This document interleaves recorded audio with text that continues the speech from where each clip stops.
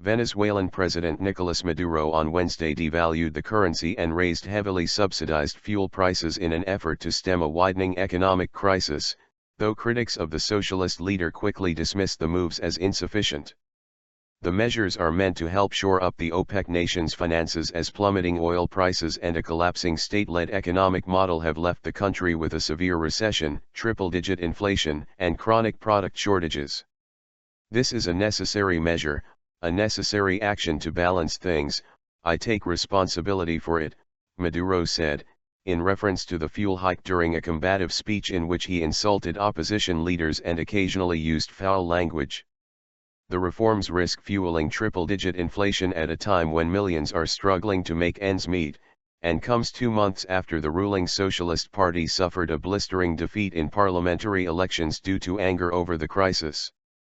The package will likely be seen by Wall Street investors, who are increasingly concerned about a potential default, as mildly positive but still vastly insufficient to help Venezuela make some $10 billion in debt payments amid a major cash crunch.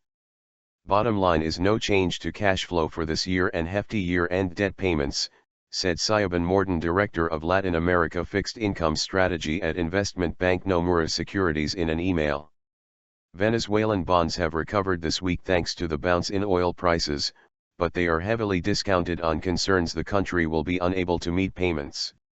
The benchmark Global 2027 bond sells for a mere 38% of its face value, reflecting investors' default concerns.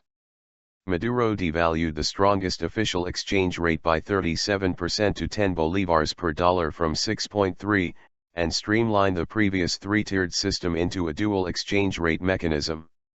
Greenbacks on the black market currently fetch 1,046 bolivars, according to website Dola Today. The weaker of the two rates will be a free float based on an existing system that currently sells dollars at around 200 bolivars, Maduro said, while the stronger rate will over time be shifted based on criteria he did not specify. Implementation crucial. Critics immediately noted that the government has repeatedly announced free-floating systems that withered away precisely because authorities never allowed them to be determined by demand. A truly free float would raise prices of staple goods such as rice and corn flour that are currently subject to price controls. That would cut into the subsidized food programs created during the oil boom years by late socialist leader Hugo Chavez, Maduro's predecessor and mentor. "It's a positive step, but the key will be implementation," said Temir Porras, a former economic advisor to Maduro and his predecessor Hugo Chavez. A dual forex system generates incentives for speculation and arbitrage.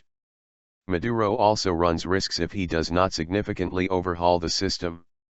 Currency and price controls have spurred snarling food lines reminiscent of Soviet bloc countries, spawned a lucrative smuggling trade and left furious shoppers scrapping for prized items such as chicken or laundry soap.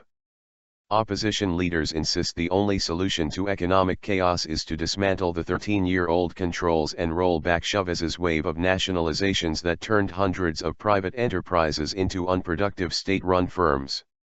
The first fuel price hike in nearly 20 years will boost the cost of gasoline by at least 1,329%.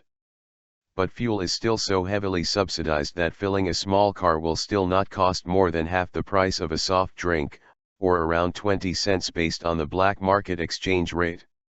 However, the money it brings in over a year could be close to 5% of this year's budget or 0.5% of GDP, according to Reuters calculations.